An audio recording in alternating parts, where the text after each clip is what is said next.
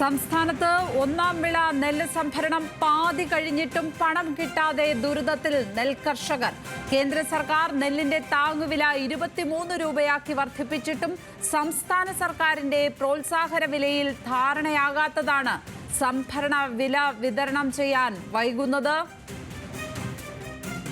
ഒന്നാം വിള നെല്ല് സംഭരണത്തിന്റെ ഭാഗമായി സംസ്ഥാനത്ത് ഇതുവരെ 31,116 കർഷകരിൽ നിന്നായി 42,152 ടൺ നെല്ലാണ് സംഭരിച്ചത്. എന്നാൽ സംഭരണ വില കിട്ടാനുള്ള കാത്തിരിപ്പിലാണ് കർഷകർ. 28.2 രൂപയ്ക്കാണ് സപ്ലൈകോ നെല്ല് സംഭരിക്കുന്നത്. ഇതിൽ 21.37 രൂപ കേന്ദ്ര വിഹിതവും 6.37 രൂപ സംസ്ഥാന സർക്കാരിന്റെ പ്രോത്സാഹന വിലയുമാണ്. കഴിഞ്ഞ 3 വർഷമായി കേന്ദ്രം താങ്ങുവില വർദ്ധിപ്പിക്കുന്നതനുസരിച്ച് സംസ്ഥാന സർക്കാർ അധികമായി നൽകുന്ന പ്രോത്സാഹന വില കുറയ്ക്കുകയാണ്. ഇത്തവണ നെല്ലിന്റെ താങ്ങുവില കേന്ദ്ര സർക്കാർ 23 രൂപയാക്കി വർദ്ധിപ്പിച്ചിട്ടുണ്ട്. എന്നാൽ മുൻകാലങ്ങളെ പോലെ സംഭരണ വില 28.2 രൂപയാക്കാനാണ് സംസ്ഥാന സർക്കാർ തീരുമാനിക്കുന്നതെങ്കിൽ വർധനവിന്റെ ആനുകൂല്യം കർഷകർക്ക് കിട്ടാതാവും. ഇപ്പോൾ പല പ്രദേശങ്ങളിലും ഭാഗികമായിട്ട് നെല്ലെടുപ്പ് പൂർത്തിയായിട്ടുള്ളൂ. എപ്പോൾ പൂർത്തിയാക്കണം എന്ന് അവർക്ക് തോന്നിയതുപോലെയാണ്. അതല്ലാണ്ട് കൃഷിക്കാരൻ്റെ ആവശ്യത്തിനല്ല ഈ സംഭരണം നടക്കുന്നത്. ഇത് വലിയൊരു കീറാമുട്ടിയായിട്ട് കാലങ്ങളായിട്ട് നിലനിൽക്കുന്നൊരു പദ്ധതിയാണ്. മന്ത്രിമാർ വളരെ കൃത്യമായിട്ട് വന്ന് പറയും എല്ലാ പ്രശ്നങ്ങളും പരിഹരിക്കപ്പെട്ടു, അതല്ലെങ്കിൽ അടുത്ത ദിവസം തന്നെ ഞങ്ങൾ സംഭരണം ഊർജിതമാക്കും എന്ന് പത്രമാധ്യമങ്ങളിലൊക്കെ വാർത്ത വരിക. ഇതല്ല, ഇതിപ്പോൾ മാസങ്ങളായി കൊയ്തിട്ട് 1.5-2 മാസത്തോളമായി ഇത് ഇവിടെ കിടക്കുകയാണ്. ഇതിങ്ങനെ കിടക്കും തോറും ഇതിൻ്റെ വെയിറ്റ് കുറയും. ആ നഷ്ടം ആരെയാണ്? കൃഷിക്കാരൻ്റെ വണ്ടയിലാണ്. ഈ സാമ്പത്തികമായി വലിയ പാപ്പരായി നിൽക്കുകയാണ് കൃഷിക്കാരൻ. സംഭരണം പാതി പിന്നിട്ടെങ്കിലും പലയിടങ്ങളിലും നെല്ല് കെട്ടിക്കിടക്കുന്നുണ്ട്. ഉണക്കി ചാക്കിലാക്കി വെച്ച നെല്ലാണ് ആഴ്ചകളായി കെട്ടിക്കിടക്കുന്നത്. ഇതും കർഷകരെ ദുരിതത്തിലാക്കുന്നു. നെല്ല് 1.5-2 മാസമായി കിടക്കുന്നതാണ്. കുറച്ച് എടുത്തിട്ടില്ല. 8 രൂപയുടെ PRS കിട്ടിയിട്ടില്ല. ഇപ്പോൾ രണ്ടാം വെള്ളം നെൽകൃഷി ഇറക്കിക്കൊണ്ടിരിക്കുക. അതിനുള്ള ചിലവുകൾക്കുള്ള ആയിട്ടില്ല.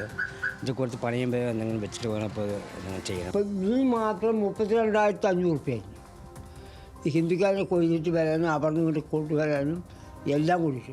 ഗവർണർ ഞമ്മക്കത് എങ്ങനെ കിട്ടുക? ഒരാളും വേണ്ടില്ല, തിരിഞ്ഞു നോക്കാൻ വേണ്ടില്ല. സംഭരണം പൂർത്തിയായ ഇടങ്ങളിൽ പണം കിട്ടാതെ കർഷകർ വലയുമ്പോൾ മറ്റിടങ്ങളിൽ സംഭരണം വൈകുന്നതും പ്രതിസന്ധി സൃഷ്ടിക്കുന്നു. കേന്ദ്രം കുടിശ്ശിക വരുത്തിയതാണ് പ്രതിസന്ധിക്ക് കാരണമെന്നാണ് സംസ്ഥാന സർക്കാരിന്റെ വാദം. സംഭരണത്തിനനുസരിച്ച് പണം നൽകുമെന്ന് കേന്ദ്രവും പറയുന്നു. കേന്ദ്രവും സംസ്ഥാനവും പരസ്പരം കുറ്റപ്പെടുത്തുമ്പോൾ സംഭരണ പ്രശ്നത്തിന് ശാശ്വത പരിഹാരം വേണമെന്ന ആവശ്യമുന്നയിച്ച നെൽകർഷകരുടെ ദുരിതം തുടരുകയാണ്. ന്യൂസ് മലയാളം, പാലക്കാട്. കൂടുതൽ വിവരങ്ങളുമായി പ്രസാദ് ഉടുമ്പശ്ശേരി ചേരുന്നു. പ്രസാദ്, ആ ഉപതെരഞ്ഞെടുപ്പ് സമയത്തൊന്നും തന്നെ നെൽകർഷകരുടെ പ്രശ്നങ്ങൾ വേണ്ട വിധത്തിൽ ചർച്ചയായില്ല എന്നുള്ള പരാതി കൂടി ഉയർന്നു കേട്ടിരുന്നു. ഒരു ട്രാക്ടർ സമരം മാത്രമാണ് ആകെ നടന്നത് എന്ന് നാട്ടുകാർ തന്നെ പരാതി പറയുന്നത് നമ്മൾ അവിടെ നിന്നും കേട്ടതാണ്. ഏതായാലും ഇപ്പോൾ വല്ലാതെ പ്രതിസന്ധിയിലാണ് അവിടുത്തെ കർഷകർ എന്നാണ് മനസ്സിലാക്കുന്നത്. ഈ വിഷയം അവിടുത്തെ രാഷ്ട്രീയ മുന്നണികളൊക്കെ ഏത് തരത്തിലാണ് ഏറ്റെടുക്കുന്നത്?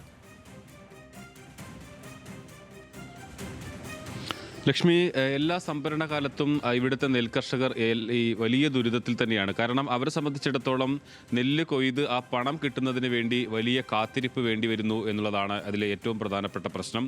ഓരോ സംഭരണ കാലമാകുമ്പോഴും രാഷ്ട്രീയ പാർട്ടികളാണെങ്കിലും സർക്കാരാണെങ്കിലും പറയുക സർക്കാർ ഇത് അടുത്ത തവണ എല്ലാ പ്രശ്നവും പരിഹരിക്കും, കൃത്യസമയത്ത് തന്നെ പണം കിട്ടും എന്നുള്ളതാണ്. ഇപ്പോൾ ഏറെക്കുറെ ഒന്നാം വിള നെല്ല് സംഭരണം ആരംഭിച്ച് 1 മാസത്തോളം ആകാറായി. പക്ഷേ ഇപ്പോഴും പണം, അതിൻ്റെ നടപടിക്രമങ്ങളൊന്നും തന്നെ പൂർത്തിയായി എന്നുള്ളതാണ്. തെരഞ്ഞെടുപ്പാണ്, പെരുമാറ്റച്ചട്ടം ഉണ്ടായിരുന്നു എന്നുള്ളതാണ് അധികൃതർ പറയുന്ന അതിനകത്തൊരു വിശദീകരണം. പക്ഷേ ഇത് എല്ലാ വർഷവും നടത്തി വരുന്ന ഒരു പ്രോസസ്സ് ആയതുകൊണ്ട് തന്നെ കൃത്യമായി സർക്കാരിന് വേണമെങ്കിൽ അത് ചെയ്യാമായിരുന്നു. പക്ഷേ അങ്ങനെ ഉണ്ടായിട്ടില്ല എന്നുള്ളതാണ് ഇവർ പറയുന്നത്. ഇതിൽ പുതിയൊരു പ്രശ്നം എന്ന് പറയുന്നത് ഇപ്പോൾ കേന്ദ്ര സർക്കാർ താങ്ങുവില, നെല്ലിൻ്റെ താങ്ങുവില വർദ്ധിപ്പിക്കുന്ന സാഹചര്യത്തിൽ ഇപ്പോൾ 23 രൂപയാക്കി കേന്ദ്ര സർക്കാർ താങ്ങുവില വർദ്ധിപ്പിച്ചിട്ടുണ്ട്. അതിൽ 21.83 ആയിരുന്നു കഴിഞ്ഞ സീസണിൽ കേന്ദ്ര സർക്കാർ കൊടുത്തിരുന്ന താങ്ങുവില. അത് 1 രൂപ 17 പൈസ വർദ്ധിപ്പിച്ച് 23 രൂപയിലേക്ക് വർദ്ധിപ്പിച്ചു. പക്ഷേ സംസ്ഥാന സർക്കാർ കൊടുക്കുന്ന പ്രോത്സാഹന വില ഓരോ തവണയും കുറച്ചുകൊണ്ട്, കേന്ദ്ര സർക്കാർ കൂട്ടുന്ന സമയത്ത് സംസ്ഥാന സർക്കാർ ആ തുക കുറച്ചുകൊണ്ട് വരുന്നു എന്നുള്ളതാണ്. അതിൽ 2021 ഇപ്പോൾ ശിവരാജൻ ചേരുകയാണ് ടെലിഫോൺ ലൈനിൽ. കർഷക കോൺഗ്രസ് പ്രതിനിധിയാണ് അദ്ദേഹം. ശ്രീ ശിവരാജൻ, ഈ വിഷയം ഏത് തരത്തിൽ അധികാരികൾക്ക് മുന്നിൽ എത്തിക്കാനാണ് നിങ്ങൾ ശ്രമിക്കുന്നത്? പലപ്പോഴായിട്ട് വിവിധ സമരങ്ങൾ ഞങ്ങൾ സംഘടിപ്പിച്ചു. കർഷകർ വലിയ പ്രക്ഷോഭത്തിന്റെ പാതയിലേക്ക് പോയി. പക്ഷെ എന്നിട്ടൊന്നും ഇന്ന് വരെ അതിനെക്കുറിച്ച് കൃത്യമായ ഒരു റിസൾട്ട് ഇല്ലാത്ത ഒരു നിരാശാജനകമായ വിഷയമാണ് ഈ പാലക്കാടുള്ളത്. പ്രത്യേകിച്ച് കേരളത്തിൽ മൊത്തം ഉണ്ടെങ്കിലും പാലക്കാടാണ് ഏറ്റവും കൂടുതൽ നെൽകൃഷിയുള്ള മേഖല. വലിയ ദുരന്തവും ദുരിതവും സാമ്പത്തിക ബാധ്യതയും കൃഷിക്കാർ ഏറ്റെടുത്തുകൊണ്ടിരിക്കുകയാണ്. ഈ ഗവൺമെന്റ് അതൊക്കെ പറയുമ്പോഴേ അതൊക്കെ ശരിയാണ് എന്ന് തലകുലുക്കി സമ്മതിക്കുമ്പോഴും അതിനൊരു നടപടിയോ ആശ്വാസമായ പദ്ധതികളോ ഇല്ല എന്നുള്ളതാണ് യാഥാർത്ഥ്യം. കഴിഞ്ഞ 3 വർഷമായിട്ട് ഈ കേരളത്തിന്റെ ഇൻസെന്റീവ് 8 രൂപ 80 പൈസ 2019-20 സാമ്പത്തിക വർഷത്തിൽ കൊടുത്തിരുന്ന അത് അടുത്ത സാമ്പത്തിക വർഷവും അത് തുടർന്ന് 20-21 8.80 കൊടുത്തത്. 21-22 സാമ്പത്തിക വർഷം 20 പൈസ കുറച്ച് 8.60 ആയിട്ട് അത് കുറച്ചു. 22-23 അത് 7 രൂപ 80 പൈസയായി അത് കുറച്ചു. വീണ്ടും അത് 23-24 6 രൂപ 37 പൈസയായിട്ട് കുറച്ചു. ഈ സാമ്പത്തിക വർഷം 1 രൂപ 17 പൈസ കേന്ദ്ര ഗവൺമെന്റ് വർദ്ധിപ്പിച്ചപ്പോൾ ഇതിനെക്കുറിച്ച് വ്യക്തമായ ഒരു തീരുമാനവും ഇപ്പോഴും ഗവൺമെന്റ് എടുത്തിട്ടില്ല. ഈ നെല്ല് ഈ 1 രൂപ 17 പൈസ സെൻട്രൽ ഗവൺമെന്റ് കൂട്ടിയത് കൊടുക്കുന്നോ കൊടുത്തില്ല എന്നോ ഇപ്പോഴും പറഞ്ഞിട്ടില്ല. എന്താണ് വില എന്ന് പോലും അറിയാത്ത ഒരു ഗതികേടിലാണ് കർഷകർ. അവൻ കൊടുക്കുന്ന ഉൽപ്പന്നത്തിന്റെ റേറ്റ് പോലും അവൻ അറിയാത്ത ഒരു സാഹചര്യം ഉണ്ടാക്കുക എന്ന് പറഞ്ഞാൽ എങ്ങനെയാണ് ഞങ്ങൾക്ക് ഇത് സഹിക്കാൻ കഴിയുക? ഒരിക്കലും വലിയ സാമ്പത്തിക നഷ്ടം സഹിച്ചാണ് ഇപ്പോൾ നെൽകൃഷി പാലക്കാട് നിലനിൽക്കുന്നത്. അത് നിലനിൽക്കുന്നവർക്ക് ഒരു ആശ്വാസമായ പദ്ധതികൾ ഈ പ്രൊക്യൂർമെന്റ് ഉള്ളത് കൊണ്ടാണ്, MSP ഉള്ളത് കൊണ്ടാണ് കുറെയെങ്കിലും കൃഷിക്കാർ ഈ രംഗത്തേക്ക് പിടിച്ചു നിൽക്കുന്നത്. അവരെ എങ്ങനെ ദ്രോഹിക്കാനും അവരെ നിരുത്സാഹപ്പെടുത്താനും അവർ വലിയ ദുരന്തത്തിലും ദുരിതത്തിലുമാണ് ഇപ്പോഴുള്ളത്. അത് പലവട്ടം മെമ്മോറാണ്ടങ്ങളിലൂടെ പറഞ്ഞു, മന്ത്രിമാരെ നേരിട്ട് കണ്ട് പറഞ്ഞു, ജനപ്രതിനിധികൾ സഭയിൽ ഈ വിഷയം ഉന്നയിച്ചു. പക്ഷെ എന്നിട്ടൊന്നും കൃത്യമായ ഒരു നടപടിയിലേക്ക് ഈ ഭാഗത്ത് പോകുന്നില്ല. പാലക്കാട്ടിലെ കർഷകര് വളരെയേറെ ക്രൂശിക്കപ്പെടുന്ന അതല്ലെങ്കിൽ അവരെ വലിയ ബുദ്ധിമുട്ടത് ഈ തെരഞ്ഞെടുപ്പ് നമ്മൾ കണ്ടല്ലോ. ഈ തെരഞ്ഞെടുപ്പിലെ കണ്ണാടി മാത്തൂര് പോലുള്ള പഞ്ചായത്തുകൾ ഏറ്റവും കൂടുതൽ നെൽകൃഷി ചെയ്യുന്ന മേഖലയാണ്. അവിടുത്തെ കൃഷിക്കാര് നേരിട്ട് കണ്ട അനുഭവങ്ങൾ 3 സ്ഥാനാർത്ഥികളും അത് LDF-ന്റെയും UDF-ന്റെയും BJP-യുടെ ഉള്ള സ്ഥാനാർത്ഥികളൊക്കെ ഈ പ്രദേശത്തോട് വിഷയങ്ങൾ എന്തെന്ന് മനസ്സിലാക്കിയ ആളുകളാണ്. എന്നിട്ടും ഈ ഗവൺമെന്റ് മുഖ്യമന്ത്രി മാത്തൂർ വന്ന് പറഞ്ഞിട്ട് പോയത് നെൽകൃഷി മേഖലയിൽ ഒരു പ്രശ്നവുമില്ല, ആ പ്രശ്നങ്ങളൊക്കെ ഞങ്ങൾ പരിഹരിച്ചു, ഈ സാമ്പത്തികമായിട്ട് കേന്ദ്ര ഗവൺമെന്റ് തരാത്തത് കൊണ്ടാണ് നിങ്ങൾക്ക് നെല്ലിന്റെ വില തരാത്തത് എന്നാണ്. കഴിഞ്ഞ സാമ്പത്തിക വർഷത്തെ 2ാം വിളയിലെ നെല്ലിന്റെ പൈസ ഇപ്പോഴും പലർക്കും കൊടുത്തിട്ടില്ല. ഈ വിളയിലുള്ള സംഭരണം മാസങ്ങളായിട്ട് ഇപ്പോഴും പൂർത്തിയാക്കാൻ കഴിഞ്ഞിട്ടില്ല. അങ്ങനെ ഇത് കാലാകാലങ്ങളായിട്ട് ഈ കേരളത്തിലെ നെൽകർഷകർ, ആലപ്പുഴയിലും അതുപോലെ തന്നെ പാലക്കാടുമുള്ള നെൽകർഷകർ വളരെയേറെ ദുരന്തം അനുഭവിക്കുന്നു. അതുപോലെ തന്നെ ഏറ്റവും കൂടുതൽ കൊല്ല ലാഭം ഉണ്ടാക്കാൻ FCIക്ക് ഇപ്പോൾ നിങ്ങൾക്ക് തന്നെ മനസ്സിലാക്കാൻ കഴിയും. 1 കിൻഡൽ നെല്ലിന് ഇപ്പോൾ ഗവൺമെന്റ് MSP പറയുന്നത് 23 രൂപയാണ്. അങ്ങനെയാണെങ്കിൽ 1 കിൻഡൽ നെല്ലിന് 2300 രൂപ വില വരും. 68 കിലോ ഞങ്ങൾ FCIക്ക് കൊടുക്കണം എന്നാണ് മില്ലുകാരുടെ വ്യവസ്ഥ. 68 കിലോയ്ക്ക് ഇപ്പോൾ ഓപ്പൺ മാർക്കറ്റിൽ 1 കിലോ അരിക്ക് 54 രൂപ ശരാശരി വിലയുണ്ട്. അങ്ങനെ കണക്കാക്കിയാൽ 1 കിൻഡൽ നെല്ലിന്റെ 3672 രൂപയ്ക്ക് അരി വിൽക്കാം.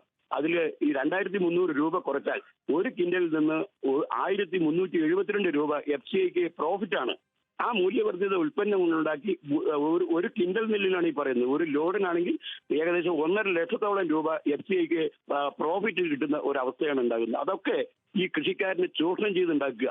അതുപോലെ തന്നെ ഇതിന്റെ ഉൽപാദന ചെലവ് അനുദിനം വർദ്ധിച്ചുകൊണ്ട് വരികയാണ്. ഇപ്പൊ ഇന്നലെ ഞങ്ങൾ ഫാക്ടംബോസ് വാങ്ങാൻ പോകുമ്പോൾ കഴിഞ്ഞ സീസണിൽ 1225 രൂപയുള്ള 50 കിലോ ഫാക്ടംബോസിന്റെ വില ഇന്നലെ പോയപ്പോൾ 1300 രൂപയായിട്ടാണ് വർദ്ധിപ്പിച്ചത്. ശ്രീ ശിവരാജൻ, ഈ തരത്തിൽ വലിയ നഷ്ടങ്ങൾ സഹിച്ച് കർഷകർ അവിടെ മുന്നോട്ടു പോകുന്നതായാണ് മനസ്സിലാകുന്നത്. ഇതിന്റെ ശരിക്കുള്ള ഉത്തരവാദി അത് കേന്ദ്ര സർക്കാരാണോ അതോ സംസ്ഥാന സർക്കാരാണോ? അത് 2 ഭാഗത്തു നിന്നുമുള്ള അലംഭാവം കർഷകർ അവിടെ നേരിടുന്നുണ്ട് എന്ന് വേണ്ടേ മനസ്സിലാക്കാൻ? തീർച്ചയായിട്ടും അതിൽ 2 ഭാഗത്തും അതിൽ ഉത്തരവാദിത്വമുണ്ട്. സ്വാമിനാഥൻ കമ്മീഷൻ റിപ്പോർട്ടിൽ പറയുന്നത് പ്രകാരം സ്വാമിനാഥൻ കമ്മീഷൻ റിപ്പോർട്ട് അടച്ചുവെച്ച് കൊല്ലങ്ങളായി. അപ്പൊ അതിനെക്കുറിച്ച് ഇവിടുത്തെ പാലക്കാട് MP ശ്രീകണ്ഠൻ ഉൾപ്പെടെ രമ്യ ഹരിദാസ് ഉൾപ്പെടെയുള്ള ആളുകൾ ഈ സ്വാമിനാഥൻ കമ്മീഷൻ റിപ്പോർട്ട് നടത്തുകയും പാലക്കാടിന് പ്രത്യേകിച്ച് പാക്കേജ് വേണമെന്ന് ആവശ്യപ്പെടുകയും ലോക്സഭയിൽ ചെയ്തു. അതുപോലെ തന്നെ നിയമസഭയിൽ ഷാഫി പറമ്പിൽ MLA-യും പ്രതിപക്ഷ നേതാവ് ഉൾപ്പെടെയുള്ള ആളുകൾ ഈ കാര്യങ്ങൾ പറഞ്ഞപ്പോൾ അതിൽ ഒരു നടപടിയും ഈ ഗവൺമെന്റ് എടുക്കുന്നില്ല. അതിന്റെ ഉത്തരവാദിത്വം കേരള സർക്കാരിനുണ്ടല്ലോ. അവരാണ് ഈ കൃഷി കൈകാര്യം ചെയ്യുന്ന ആളുകൾ. കഴിഞ്ഞ കാലങ്ങളായിട്ട് ഉൽപാദന ബോണസ് പോലും കൃത്യമായിട്ട് കൊടുക്കുന്നില്ല. ഇൻഷുറൻസിന്റെ കവറേജ് കൃഷിക്കാർക്ക് കൊടുക്കുന്നില്ല. ഇതിന്റെ കൈകാര്യ ചെലവ് ഉണ്ടാകുന്ന തട്ടിപ്പും വെട്ടിപ്പും അത് വേറെ.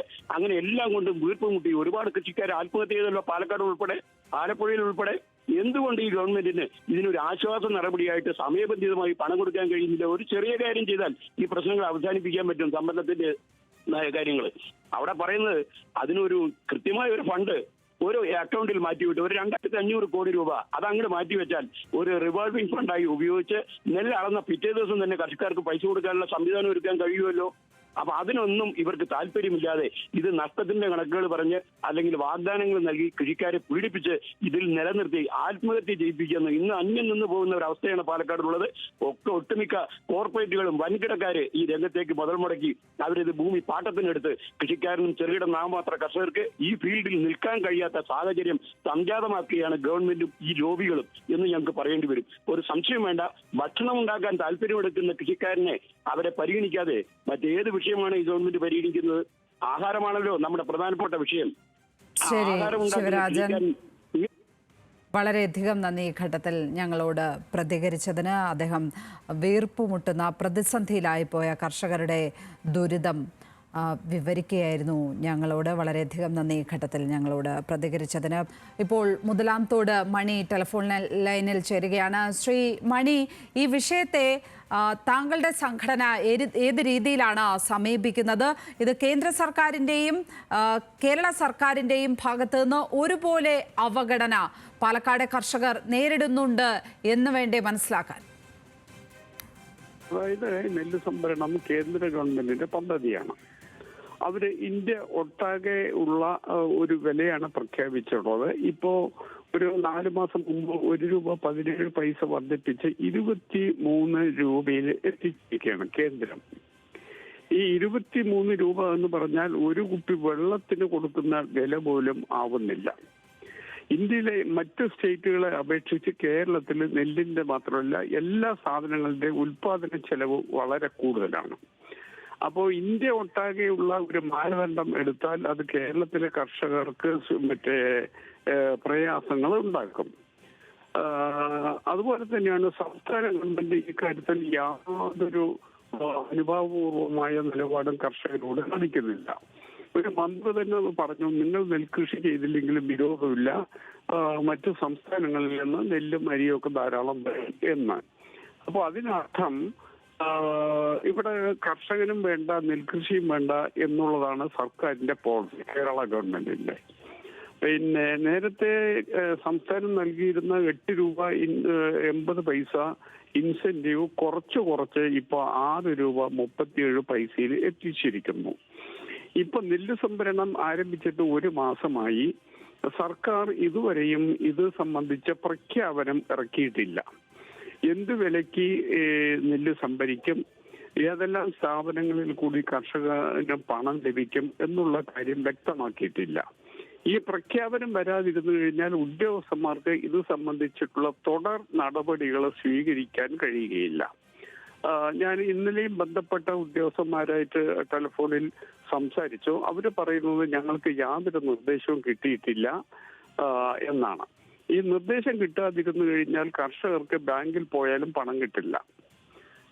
അങ്ങനെ കേന്ദ്ര ഗവൺമെന്റിന്റെ വില അപര്യാപ്തമാണ്.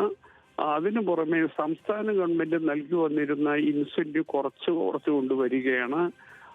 അവര് ഇത്ര നാളായിട്ടും ഇത് സംബന്ധിച്ചുള്ള പ്രഖ്യാപനം ഇറക്കിയിട്ടില്ല. മൊത്തത്തിൽ കേന്ദ്ര ഗവൺമെന്റും കേരള ഗവൺമെന്റും നെൽകർഷകരോട് നിഷേധാത്മകമായിട്ടുള്ള ഒരു നിലപാടാണ് സ്വീകരിച്ചുകൊണ്ടിരിക്കുന്നത്.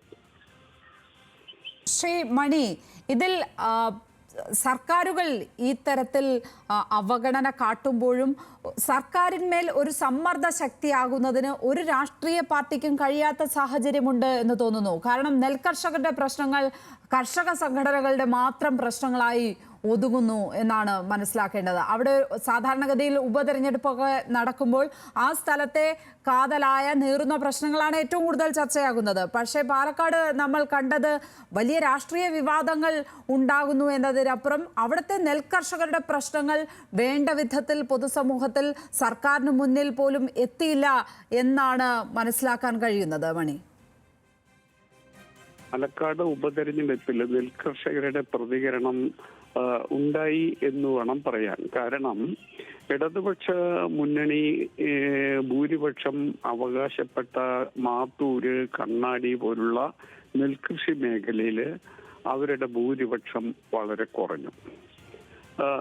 ഈ നെൽകർഷകരുടെ വിഷയങ്ങൾ ചർച്ച ചെയ്യാൻ വേണ്ടി സംവാദം നടത്തിയ വേളയില് UDFന്റെയും BJPയുടെയും സ്ഥാനാർത്ഥികൾ വന്ന് അവരുടെ അഭിപ്രായങ്ങൾ പറഞ്ഞിട്ട് പോയി. പക്ഷേ ഇടതുപക്ഷ മുന്നണിയുടെ സ്ഥാനാർത്ഥി വന്നില്ല. അതിന്റെ അർത്ഥം കർഷകര് ചോദിക്കുന്ന ചോദ്യത്തിന് ആ സ്ഥാനാർത്ഥിക്ക് ഒരുപക്ഷെ മറുപടി പറയാൻ കഴിയില്ല എന്നതായിരിക്കാം അദ്ദേഹം വരാതിരിക്കാനുള്ള കാരണം. മൊത്തത്തിൽ പാലക്കാട് അസംബ്ലി ഉപതെരഞ്ഞെടുപ്പിൽ നെൽകർഷകരുടെ പ്രതികരണം ഉണ്ടായി എന്ന് വേണം പറയാൻ. ശരി മണി, വളരെയധികം നന്ദി ഞങ്ങളോട് പ്രതികരിച്ചതിന്. നെൽകർഷകരുടെ പ്രതികരണമാണ് അവിടെ പോളിംഗിൽ അവർ പ്രതിഫലിച്ചത്, അവിടെ കണ്ട ഫലം എന്നാണ് അദ്ദേഹം പറഞ്ഞു വയ്ക്കുന്നത്. പ്രസാദ് ഉടുമ്പശ്ശേരി ടെലിഫോണിൽ ഇപ്പോൾ തത്സമയം തുടരുന്നുണ്ട്. പ്രസാദ്, പറഞ്ഞു വന്നത് തുടരാം. ഈ കാര്യത്തിൽ സർക്കാരിന് മുന്നിലേക്ക് ഈ കർഷകരുടെ പ്രശ്നങ്ങൾ എത്തിക്കുന്നതിൽ രാഷ്ട്രീയ പാർട്ടികൾ പരാജയപ്പെടുന്നും ഉണ്ട് അല്ലേ?